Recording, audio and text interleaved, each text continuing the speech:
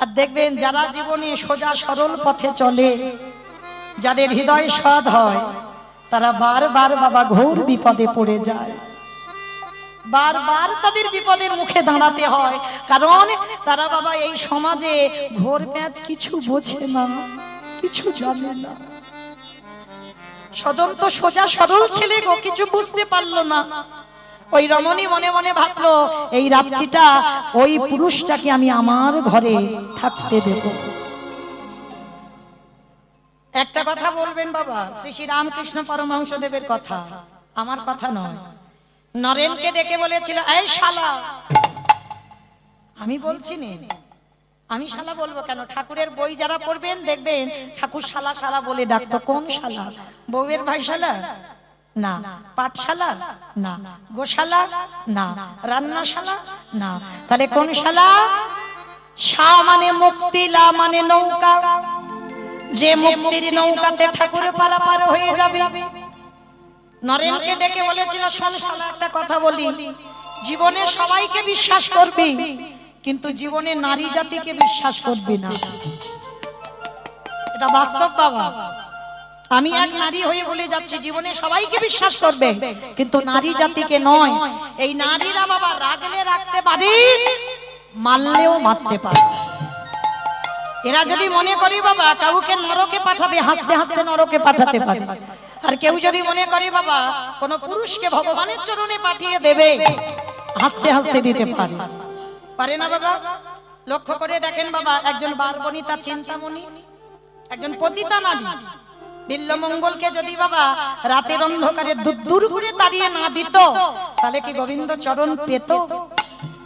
কি গো, চিন্তামণির সঙ্গে এমন প্রেম, বাবা শ্রাদ্ধে বসেছে তবু বারবার চিন্তামণির মুখ ভেসে উঠছে। সে শ্রাদ্ধের পিণ্ড দেওয়ার হলো না, সেই রাতের অন্ধকারে বাবা একটা মরা দেহকে কাঠ মনে করে আর একটা দড়ি মনে করেছে সাপের লেজকে। সেই অবস্থাতে চিন্তামণির কাছে গেল। চিন্তামণি একটাই কথা বলেছিল, প্রভু এই প্রেমটা যদি আমার মনে হয় তুমি গোবিন্দ চরণে দিতে, আমার মনে হয় তুমি গোবিন্দ কৃপা পেয়ে যেতে। নিতাই গৌর হরি বল, হরি বল, হরি বল। তাহলে বাবা নারী করলো না, ভগবানের চরণে পাঠালো না। চিন্তামণিকে যতই বলো না পতিতা পার্বণিতা, চিন্তামণি যদি ওই ধাক্কাটা রাত্রিবেলা না দিত, তাহলে কোনোদিন বিল্লমঙ্গল আজ গোবিন্দ চরণ পেত না। শেষে সেই চিন্তামণিকে বাবা গুরুর জায়গায় বসালো। তাহলে নারী রাগলে রাখতে পারে, মারলে মারতে পারে। দেখেন অসুরদের অত্যাচারে দেবতারা স্বর্গ ছাড়ে। দশভুজা দুর্গা যদি 10 হাতে অসুর নিধন না করত, তাহলে দেবতারা যেত কোথায়? চণ্ডী ঠাকুর রামের চরণ ভজন করে পেল গোবিন্দ চরণ। বিল্লমঙ্গল চিন্তামণির চরণ সেবা করে পেল। জয়দেব গোস্বামী মা পদ্মাবতীর চরণ সেবা করে পেল। এই কলিযুগে তার প্রমাণ শ্রী শ্রী রামকৃষ্ণ পরমহংস দেব মা শারদার চরণ সেবা করেছে। শারদা মা হতে চেয়েছিল না? ঠাকুর কি বলেছিল? বলে এত মা ডাক শুনবে না, তোমার কানে আঙুল দিয়ে বসে থাকতে হবে। কি গো মায়েরা, মা তো তাকে বলে যে নিজের সন্তানটা সন্তান আর অন্যের সন্তানটা সন্তান নয়, সেটা নয়। যার হৃদয়ে মাতৃত্ব থাকবে বাবা, জগতে সবাই হবে তার সন্তান। নিজের ছেলের থেকে যে অন্যের সন্তানকে বেশি ভালোবাসতে পারবে, বেশি স্নেহ করতে পারবে, সেই হবে জগতে প্রকৃত মা। নিতাই গৌর প্রেমানন্দে হরি বল, হরি বল। যদি মা হও তো রামায়ণে কইকেয়ী মায়ের মতো মা হয়ে দেখাও। রামের বিমাতা ভরতকে রাজা করলো, আজকে রামের মঙ্গলের জন্য রামকে 14 বছর বনে দিল। সমাজ বলে দিল কইকেয়ী মা ভালো নয়, কিন্তু আদৌ নয় মা। কইকেয়ীর মার মতো একটা সৎ মা হয়ে দেখাও। নিজের ছেলের থেকে যে অন্যের ছেলেকে বেশি ভালোবেসেছে, সৎ মা যে হবে বাবা, তাকে একটাই কথা মনে রাখতে হবে, নিজের ছেলেকে যদি একটু কম খেতে দাও, অন্যের ছেলেকে বেশি দিতে হবে। নিজের ছেলেকে যদি দুর্গা পূজায় একটা বছর জামা কাপড় নাও দাও, যে তোমায় সৎ মা বলে, তাকে তোমায় প্রতি বছর দিতে হবে। কেন? সে যেন অনুভব করতে না পারে যে আমি তার নিজের মা নই, যে মা হবে তার চরিত্রটা এমনই হওয়া উচিত। তো আজকে লক্ষ্য করে দেখেন বাবা, তাহলে নারী হচ্ছে শক্তি, তবে নারীকে হঠাৎ বিশ্বাস করা যাবে না বাবা। এটা রামকৃষ্ণ দেব বলছে, একটু ঘষে মেজে যাচাই করে নিও, কেমন? আর যাচাই যদি না করেছো বাবা তুমি মরেছো, কেমন? তো আজকে ওমা কোথায় ছিলাম বলো তো, সে গন্ডগোল হয়ে গেছে। হ্যাঁ কষাই গেছে, বেশ, তার মানে কীর্তন শুনছে। তাহলে বাবা সেই কষাই মনে মনে ভাবলো রাত্রি তো হয়ে যাচ্ছে, ওই রমণীর ঘরে কাটাই, সদ্যজাত বিবাহ হয়েছে। তো সেই রাত্রিবেলা সদন গেল ওই সদ্য বিবাহিতা কন্যার ঘরে, কিন্তু সম্বোধনটা মা বলে করেছে বাবা। ওই রমণী কি করেছে বাবা, রাতের বেলা বিছানা করে দিয়েছে, তিনতলা বাড়ি তো অভাব নাই, সদন খাওয়া দাওয়া করে ঘুমিয়েছে। আর রাতের অন্ধকারে ওই রমণী সদনের ঘরে গিয়ে দরজা ধাক্কা দিল। সদন যেই না দরজা খুলল, দেখে না ওই বিবাহিতা কন্যা। মা আপনি এত রাত্রিবেলা আমার ঘরে?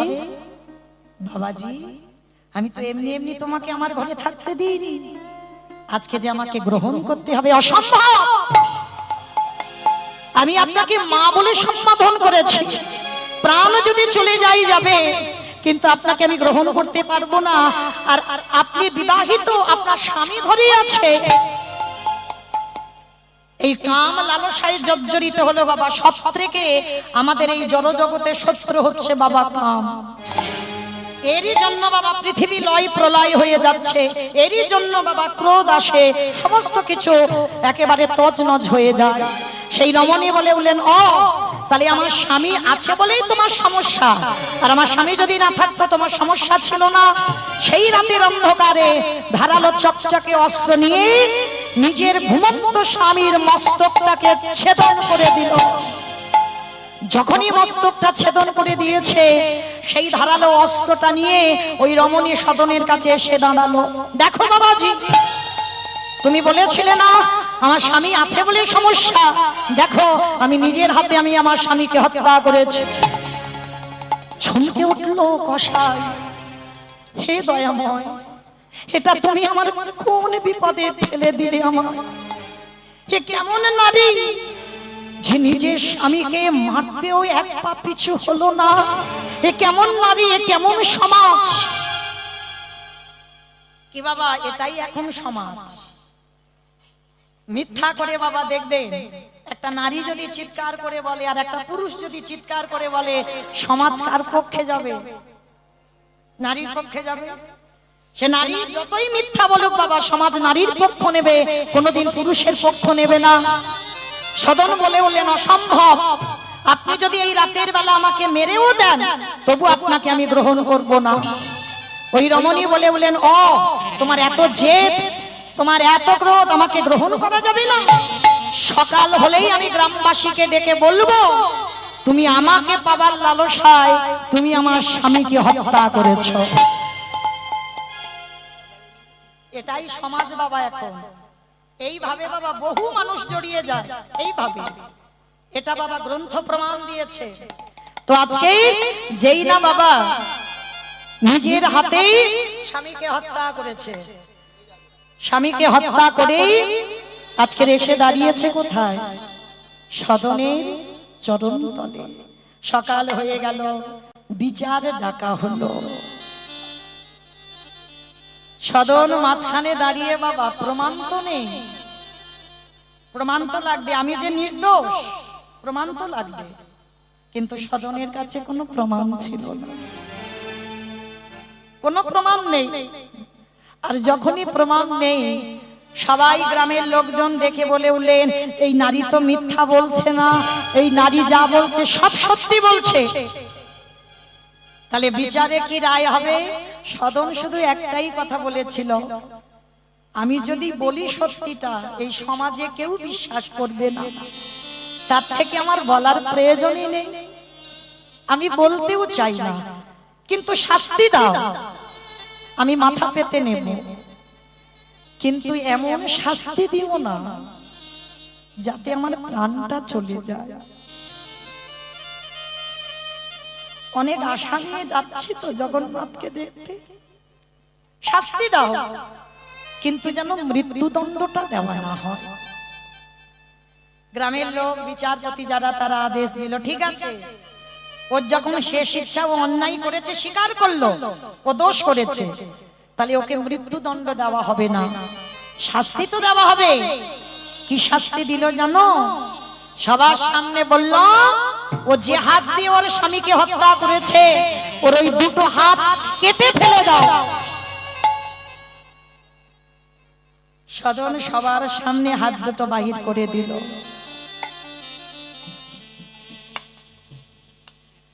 ভক্ত যারা হবে না, তারা কোনো প্রতিবাদ করে না বাবা, মাথা পেতে নেয়,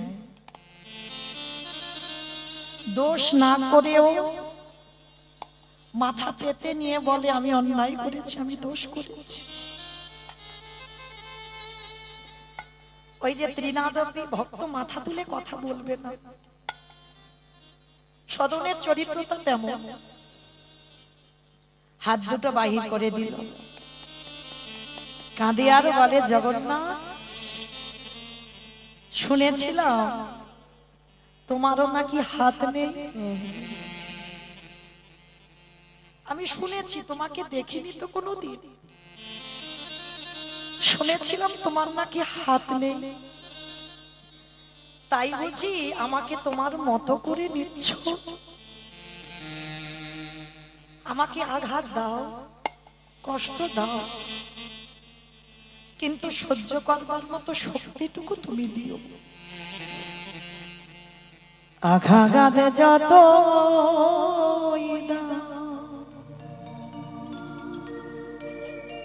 শক্তি দিও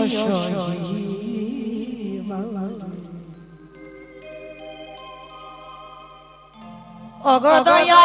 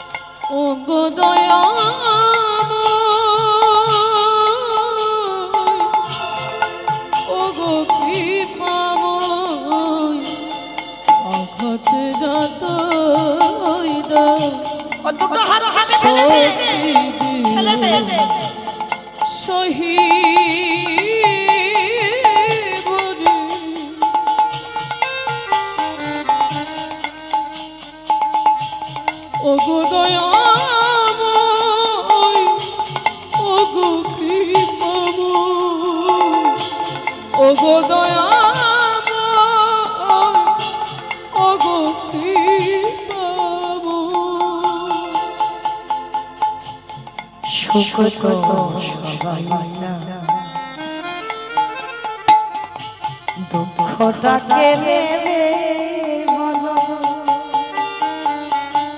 জানি তবু ভালোবেসে আরো কাছে ডেকে নাও।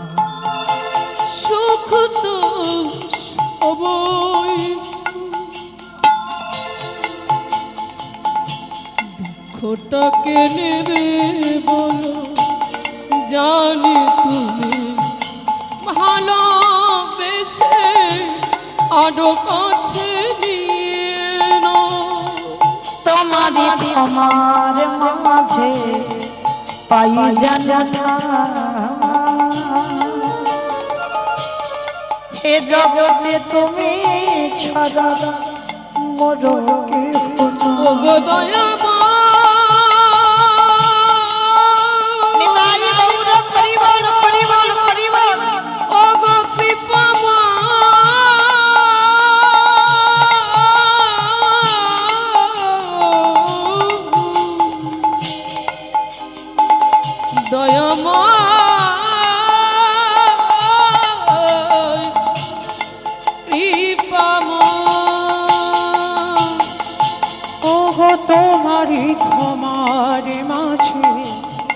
পাই যেন ঠাই, তুমি ছাড়া এ জগতে মোরে কেহ নাই। কৃপা দানে কৃপা দানে দাও প্রভু চরণ তোমার ও কৃপা প্রভু ও গো দয়াময় খাতে যতই দাও শান্তি দিও সহিবরে ও গো দয়াময় ও গো কৃপাময় দয়াময়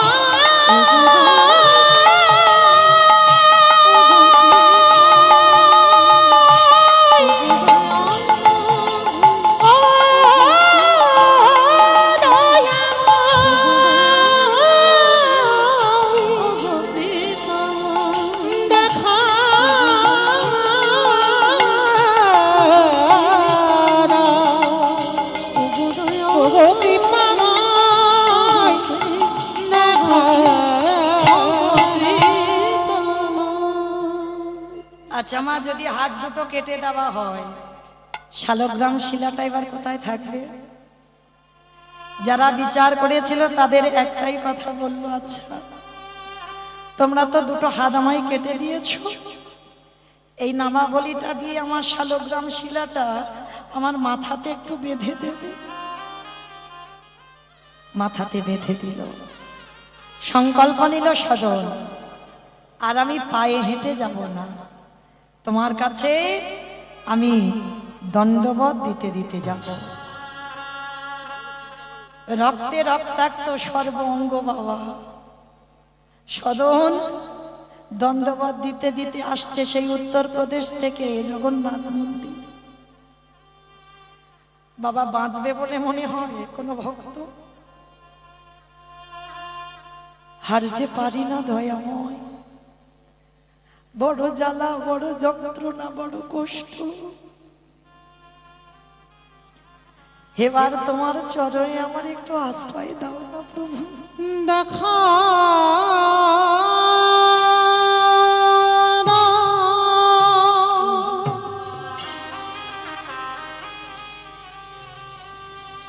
ওগো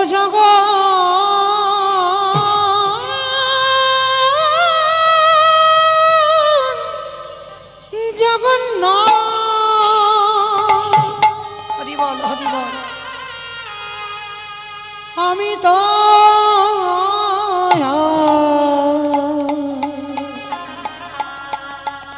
চলিতে পারি না প্রভু।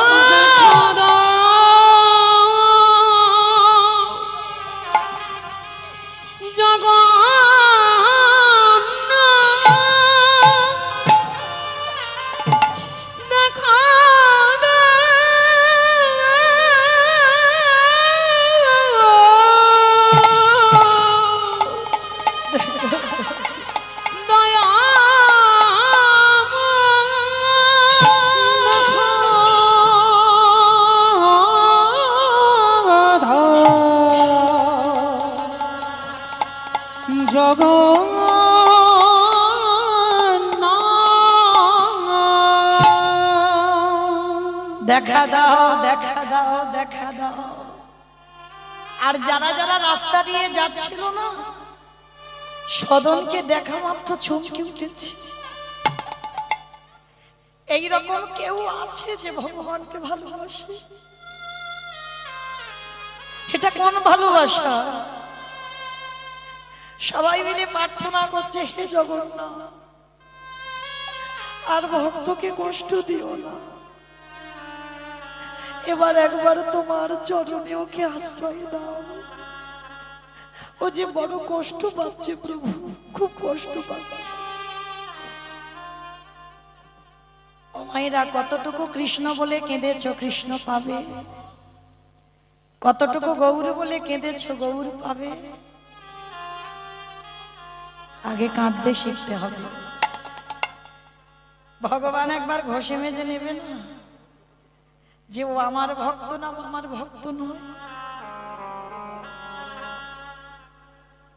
কৃষ্ণ ভক্ত যারা হয়েছে বাবা, তাদের তো একটু সাবধানে চলতে হবে। এটা বাস্তব। কৃষ্ণ ভক্ত হলেই তাদের সাবধানে চলতে হবে। যে করে আমার আশ তারে করি সর্বনাশ। সর্বনাশ করে না বাবা, সব নাশ করে দেয়। আত্মীয় পরিজন বন্ধু বান্ধব জায়গা জমি গাড়ি বাড়ি টাকা পয়সা সম্পত্তি সব নাশ করে দেয়, কেউ থাকে না। একাকী হয়ে যেতে হবে। যারা কৃষ্ণ ভক্ত হয়, যাকে আঁকড়ে তুমি বসে থাকবে, ভগবান তাকেই সবার আগে কেড়ে নেবে। এটাই কৃষ্ণ ভক্ত। যদি তোমার সঙ্গে হয়, তোমার জীবনে হয়, তাহলে জানবে তুমি প্রকৃত কৃষ্ণ ভক্ত। কৃষ্ণ ভক্ত বাবা কোনোদিন পাথর সেটিং করা ঘরে থাকে না। তাকিয়ে দেখেন বাবা কৃষ্ণের বন্ধু সুদামার দিকে।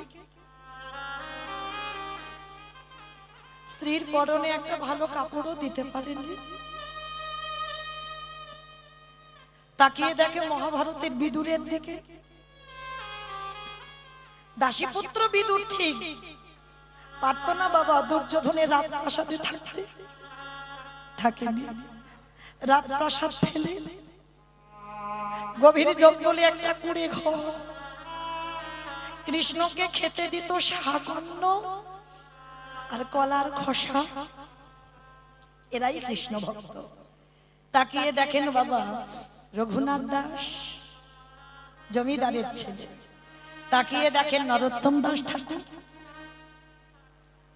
কেমন গুরু ভক্তি বাবা আপনারা জানেন। লোকনাথ গোস্বামী দীক্ষা নিতে গিয়েছিল।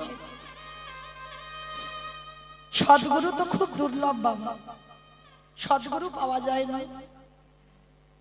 নরোত্তম গিয়েছিল বাবা একটা সদ্গুরুর কাছে, লোকনাথ গোস্বামী, দীক্ষা নেওয়ার জন্য। লোকনাথ গোস্বামী বলেছিল অসম্ভব। যারা সদ্গুরু হয় বাবা তারা কোনোদিন দীক্ষা দিতে চায় না। আমি দিতে পারবো না, কারণ দীক্ষা দিতে গেলে বাবা শিষ্যের কাছে বিক্রি হয়ে যেতে হয়। আমি দীক্ষা দিতে পারবো না। আর লোকনাথ গোস্বামীর কাছে দীক্ষা নেবে, এটা নরোত্তমের সংকল্প।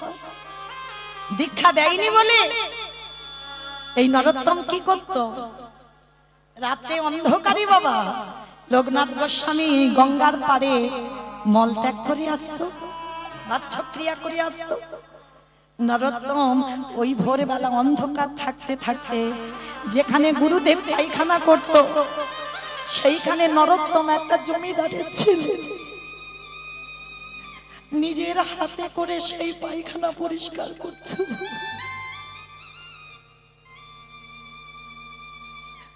কেমন গুরু ভক্তি দেখো, পায়খানা পরিষ্কার করত। একদিন লোকনাথ গোস্বামী মনে মনে ভাবলেন, আমি রোজ রোজ এই যে বাচ্চক্রিয়াগুলো করে যাই, কিন্তু এত পরিষ্কার হয়ে থাকে কি করে জায়গাগুলো? আজকে তোমার দেখতে হবে। গাছের আড়ালে মল ত্যাগ করার পরে দাঁড়িয়ে আছে, দেখি কি হয়। আর যেই না দাঁড়িয়ে আছে না লোকনাথ বাবাজি আর ওই নরোত্তম গিয়েছে গুরুদেব জ্ঞানে গুরুদেবের পৃষ্ঠা প্রণাম করে নিজের হাতে বাবা সেই পৃষ্ঠাটা তুলে নিয়েছে। আমাকে যে শিষ্য বলে গ্রহণ করবে না, কিন্তু আমি যে তোমার চরণে সমর্পণ করে দিয়েছি। গুরু যদি ধরতে হয়, আমি তোমার মতো গুরু চরণ আশ্রয় করব। আড়াল থেকে লোকনাথ গোস্বামী দেখা মাত্র চমকে উঠল, এ কেমন শিষ্য! আমি জীবনে কোনোদিন এমন মানুষ দেখিনি। ছুটে এলো গাছের আড়াল থেকে, ছুটে এসে নরোত্তমকে বুকে জড়িয়ে ধরে বলেন, নরোত্তম ওরে তুই থাম, ওরে তুই থাম।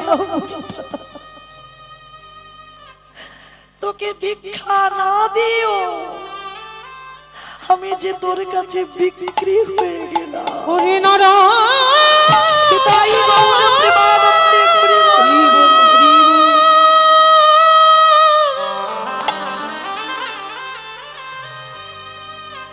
ওরে আমার গুরু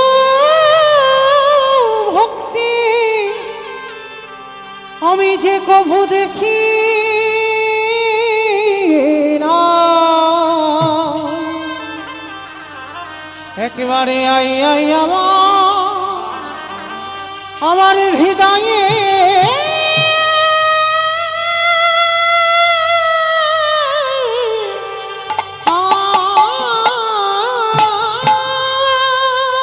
নরোত্তমকে বুকে জড়িয়ে ধরে বলল, নরোত্তম ধন্য আমার জন্ম, ওরে তোর মতো শিষ্য পেয়ে আমার জন্ম ধন্য। কোন কোন সময় দেখবেন বাবা গুরুর থেকে শিষ্য অনেক বড় হয়ে যায়। আজ গুরুদেব বলছে তোর মতো শিষ্য পেয়ে আমার জন্ম ধন্য। ওরে নরোত্তম, আমি তোর কাছে জানাইয়ে ডাকলাম, আজকের তোর মতো শিষ্য পেয়ে যখন আমি ধন্য হলাম, ওরে নরোত্তম আমি তোর কাছে যে তোর গুরু হবার যোগ্যতা অর্জন করিলাম, ওরে নরোত্তম রে, আমি শুধু এ জন্মে নয়, জন্মে জন্মে জন্ম তোর মতো শিষ্যকে জানো আমি কাছে কাছে পাই রে। শুধু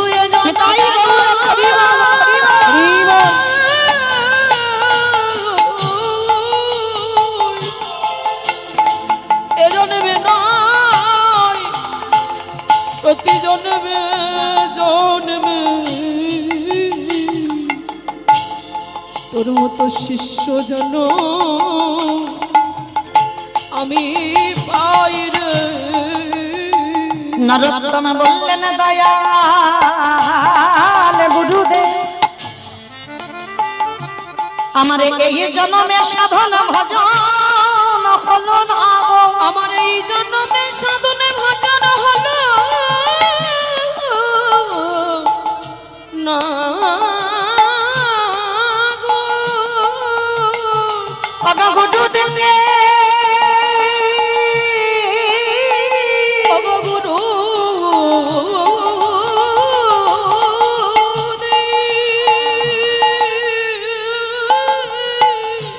আমার যে কুলে জনা হব না কেন, জনমে কেন কেন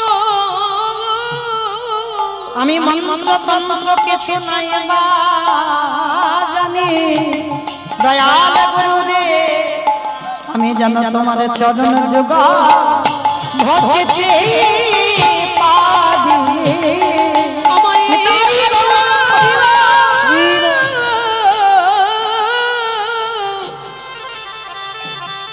আমায় এই কৃপা কৃপা করো বটে, আমি জানো তোমার চরণে ভজ করতে পারি। গুরুদেব বললেন, নরোত্তম যে এইভাবে গুরু ভক্তি করবে, ওরে নরোত্তম রে, তোর গুরুদেব হয়ে আমি প্রতিজ্ঞা করলাম, যদি জগৎ সংসারে কোনো একজন ভক্ত সৎ গুরুর চরণ পেয়ে যায়, সেই সৎ গুরুর চরণ ভজন করতে পারে, তারে অচিরে কৃষ্ণ প্রাপ্তি হবে। ওরে সুতাই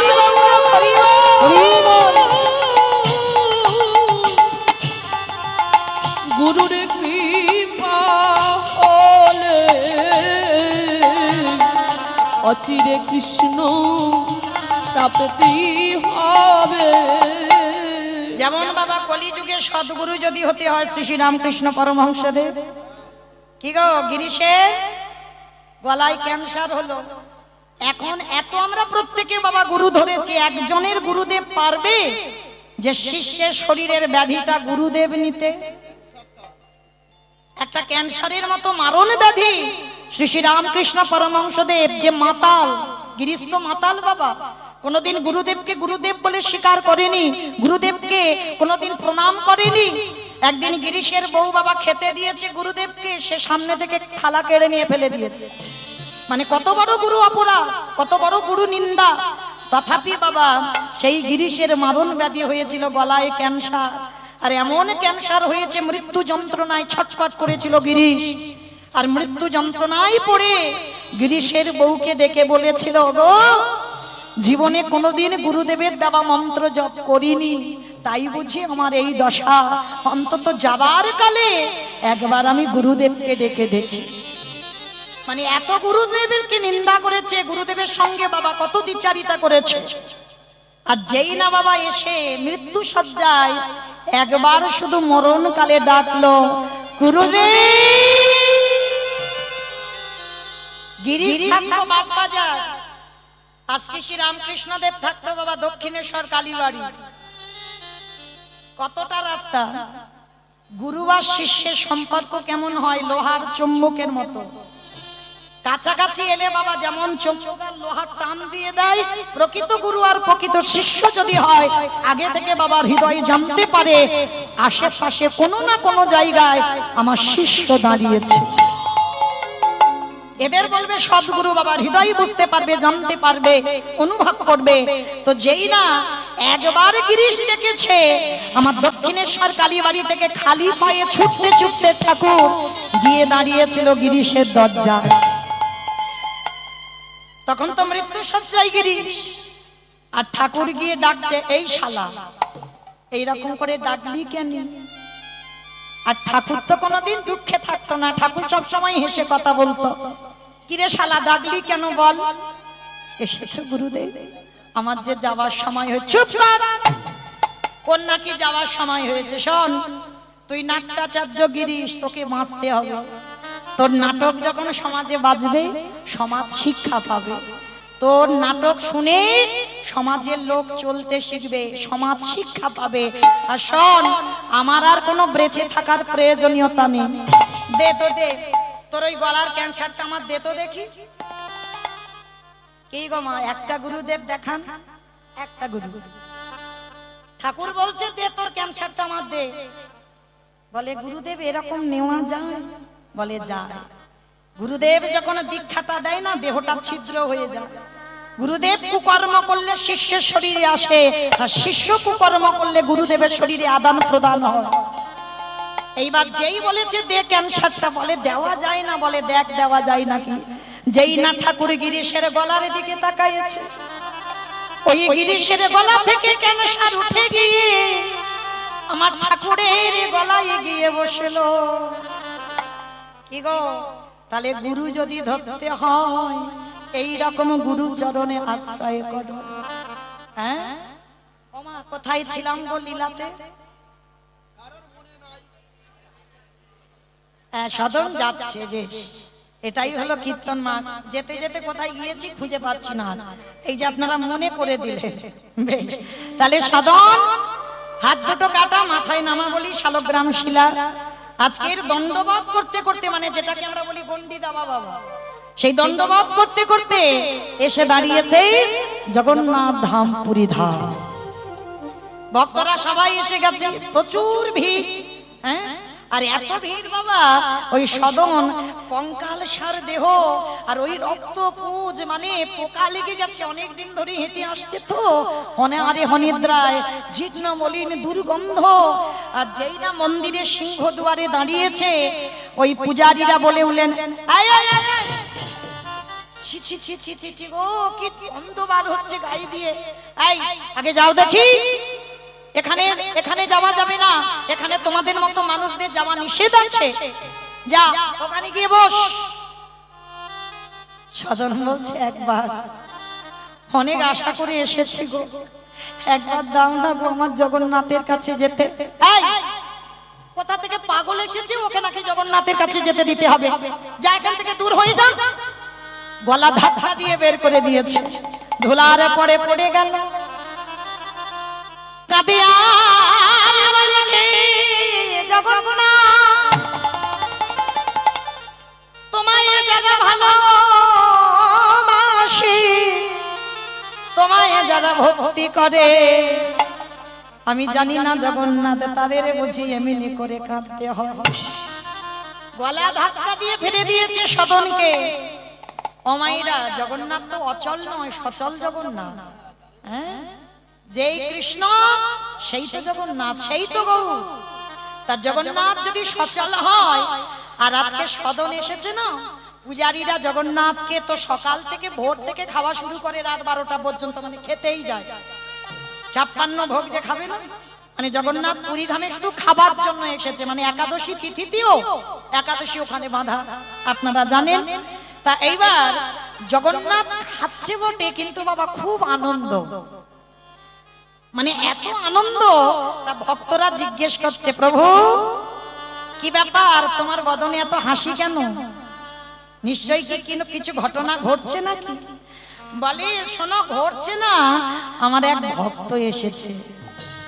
ভক্ত? বলে হ্যাঁ, তার জন্য আজকের আমার মনটা খুব খুশি খুশি, আমার খুব আনন্দ আজকে। শোনো, আমার ভক্ত যে এসেছে না, আর আজকে যাও তোমরা পালকিতে করে আমার ভক্তকে আমার কাছে নিয়ে এসো। জগন্নাথ বলে দিয়েছে পালকিতে করে আনতে হবে। এইবারে জগন্নাথের সমস্ত ভক্তরা আজ মনের আনন্দে নাচতে নাচতে পালকিটা কাঁধে লয়ে যেই না সিংহ দুয়ারে দাঁড়ায়েছে, এবার হাঁক দিয়েছে, শোনো শোনো শোনো, এখানে কে এসেছো তোমরা? এখানে আমাদের জগন্নাথ আজকে খুব আনন্দে আছে গো। জগন্নাথের নাকি এক ভক্ত এসেছে, তার জন্য পালকি এনেছি। পালকিতে করে জগন্নাথের ভক্তকে নিয়ে যেতে হবে। এসো, কে জগন্নাথের ভক্ত আমাদের পালকিতে ওঠো। আচ্ছা বাবা, এবার আপনারা বলেন, ধরো এইখানে ঘোষণা হলো, আমি ধরো ঘোষণা করলাম, যারা যারা জগন্নাথের বন্ধু আছো বা জগন্নাথের ভক্ত আছো, তারা উঠে এসো, পালকিতে উঠতে হবে। পালকিতে করে জগন্নাথ নিয়ে যেতে বলেছে। ও মাইরা, পালকি চাপা পড়বে না কি বাবা? সবাই তো ছুটে আসবে, সবাই তো এখানে ভক্ত। যারা দাঁড়িয়ে আছেন, বসে আছেন, আমি কীর্তনিয়া সম্প্রদায়, সবাই ভক্ত। তাহলে সবাই যদি ভক্ত হয়, তাহলে বলেন সবাই তো আসবে জগন্নাথের ভক্ত বলে, তাহলে সবাই কি জগন্নাথের ভক্ত? তাহলে সবাই যদি জগন্নাথের ভক্ত হবে, তাহলে জগন্নাথ আজকে নির্দিষ্ট দিনে হাসছে কেন? তাহলে নিশ্চয়ই আজকের একটা খুব গুরুত্বপূর্ণ আসল ভক্ত নিশ্চয়ই এসেছে, যার জন্য জগন্নাথের এত আনন্দ। তা এইবার বাবা এত ভিড় জমেছে, সবাই পালকিতে উঠবে। সে পালকিতে যখন উঠবে বাবা, সে পালকি বাহকরা তারা বিরক্ত হয়ে বলে, থাক, এত ভিড়, কে ভক্ত চিনতে পারছি না, সবাই উঠতে চাইছে পালকিতে, আমরা জানতেই পাচ্ছি না।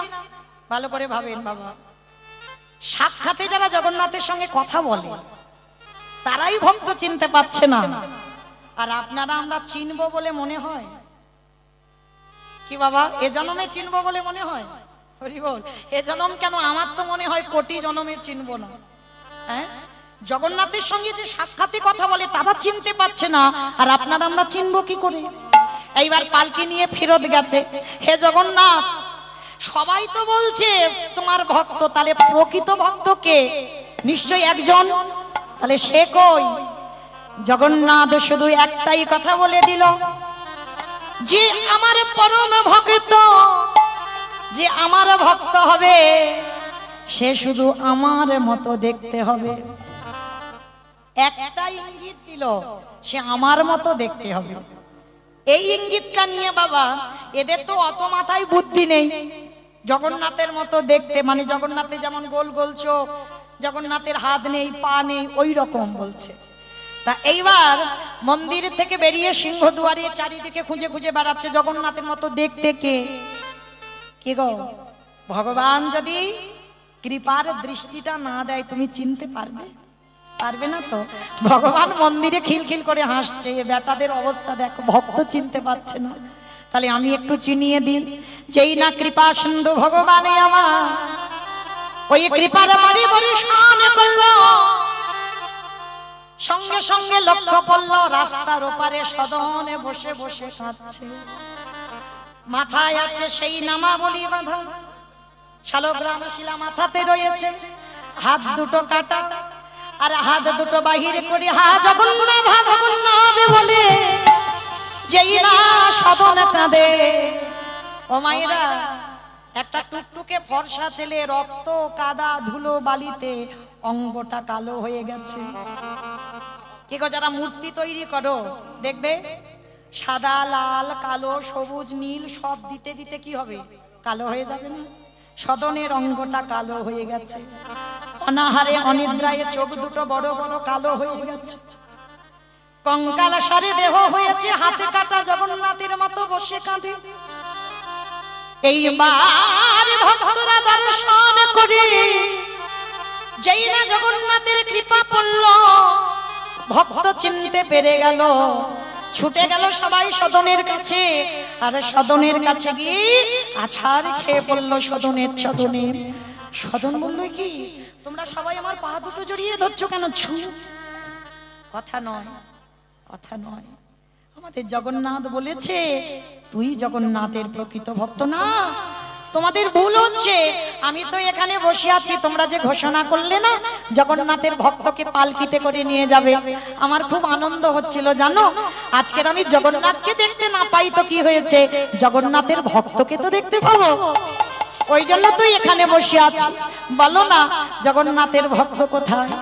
ওই পূজারীরা কাঁদে আরে বলে, ভক্ত রে, আমরা এতদিন ভগবানের সেবা করলাম বটে, আরে তুই আজকে যখন পুরী ধামে এসে দাঁড়ালি, আমাদের জগন্নাথকে সারা জীবনের মতো তুই কিনে নিলি। এই পুরী ধামে মাঝে এসে আমার জগন্নাথকে কিনে নিলি। ওরে এমন ভক্ত কহ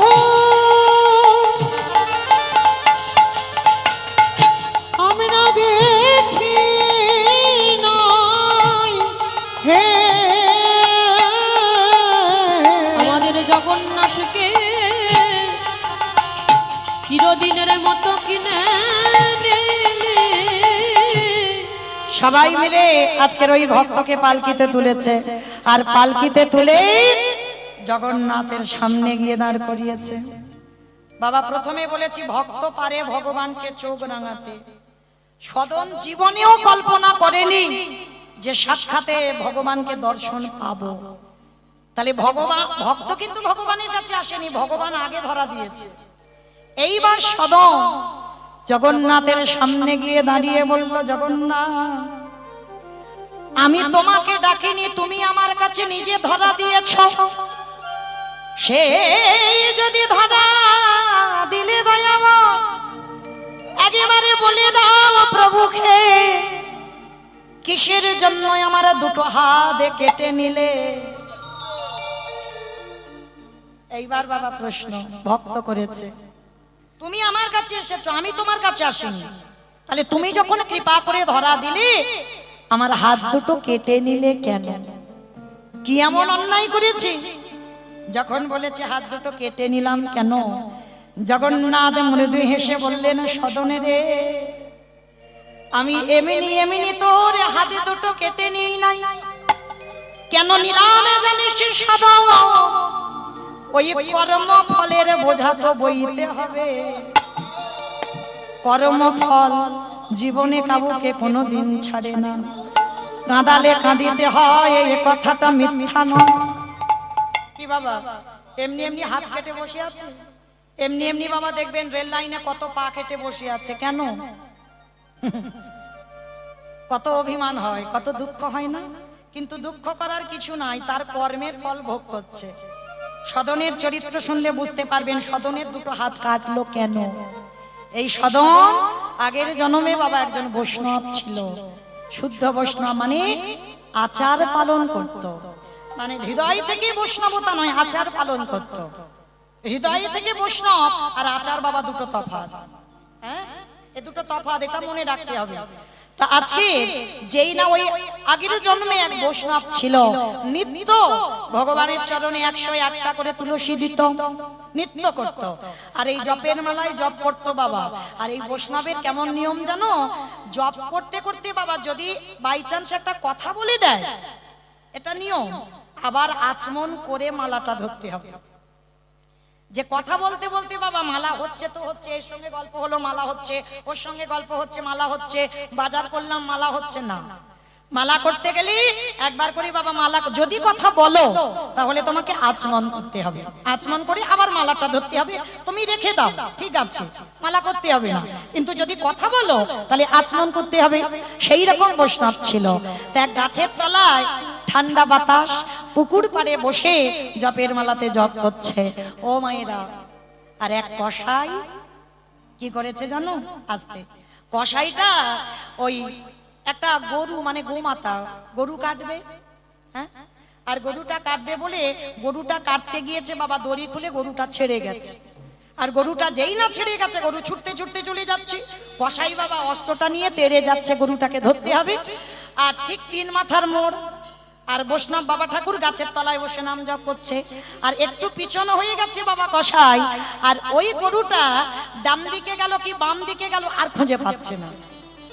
বাবাজি ছিল, কসাই গিয়ে বলছে বাবাজি, ও বাবাজি তুমি দেখলে একটা গোমাতা একটা গরু কোন দিকে গেল?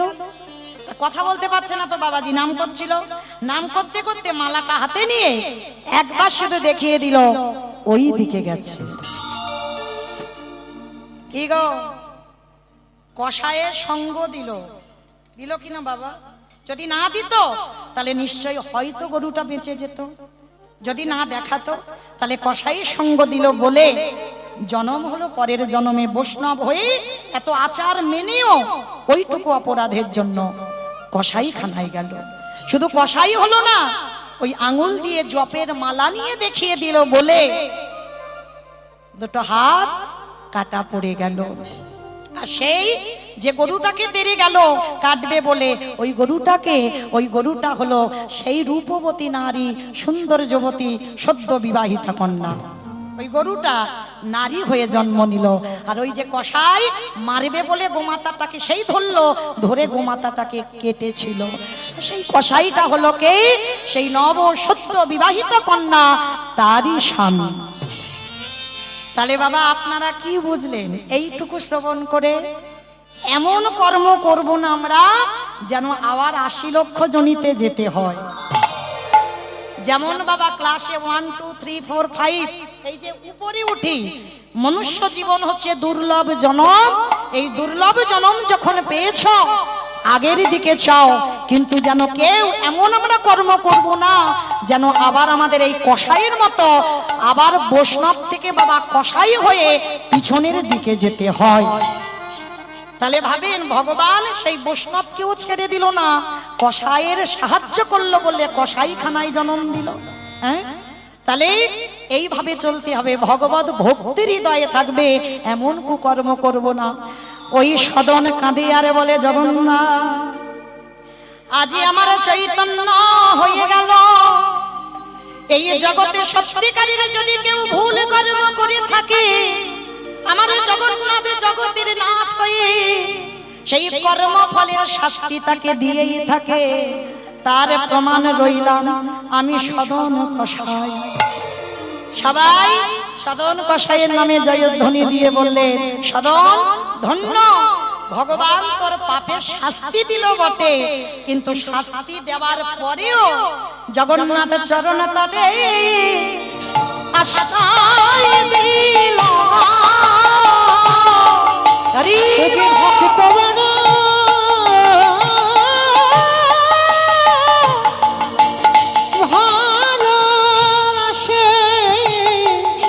চরণ তলে তাই আশ্রয় দিল।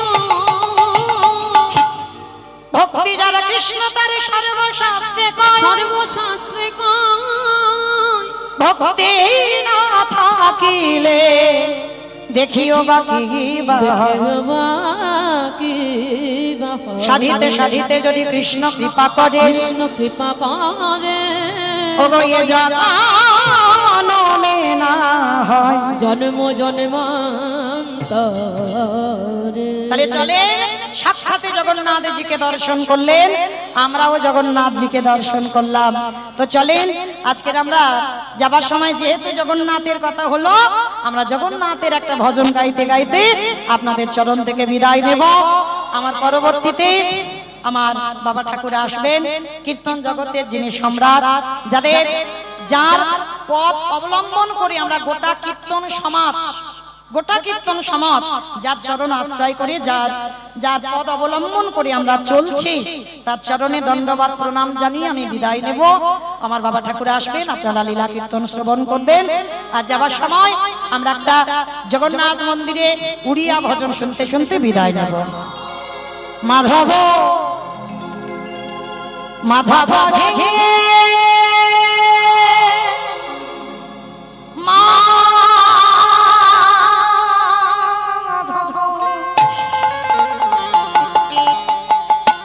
মাধব মাধব হে মাধব হে মাধব মাধব মাধব হে মাধব হে মাধব মাধব হে মাধব মাধব মাধব হে মাধব মধ্যে পখরায় পেট পুড়ে খাবো, মুতে পাখরারে পেট পুরে খাবো, মধ্যে পখরায় পেট পুড়ে খাবো, মুতে পাখরারে পেট পুরে খাবো, ছাপানা ভব ডেঙ্গে নাই তো ভো। মাধব হে মাধব মাধব হে মাধব মাধব মাধব হে মাধব ঝাঁঝি মাটি ঘরে রেখো মর সুখে, মাটি ঘরে রেখো মোর সুখে, ঝাঁঝি মাটি ঘরে রেখো মর সুখে, মাটি ঘরে রেখো মোর সুখে, রাজ্য বহরে নাই তো ভো। মাধব হে মাধব মাধব মাধব হে মাধব হে মাধব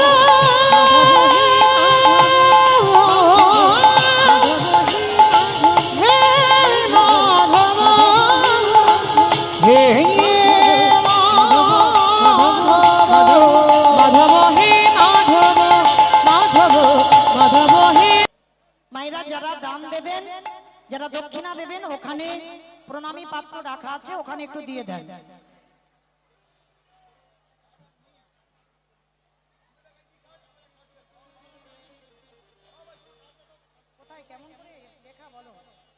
জয় রাধে। একটা ঘোষণা আছে আপনাদের চরণে। 14ই চৈত্র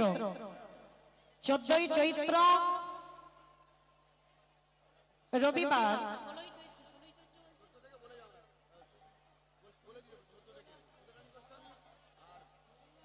জয় রাধে।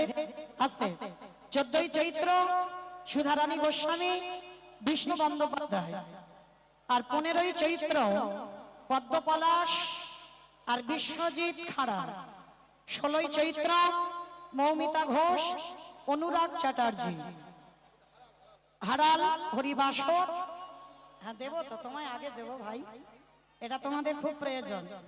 তো যাই হোক, আপনারা হারাল হরিবাসরে আমি আসবো, আবার 16ই চৈত্র আপনাদের সঙ্গে সাক্ষাৎ হবে। নিতাই গৌর প্রেমানন্দে হরি বল।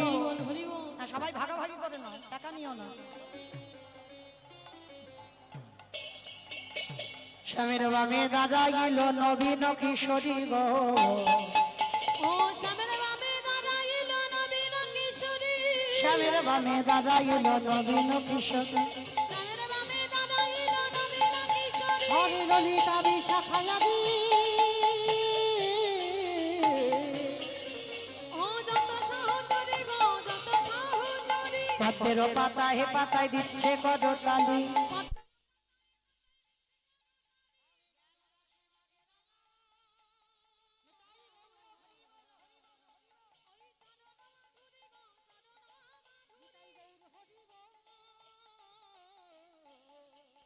গৌর হরি বল গৌর হরি বল।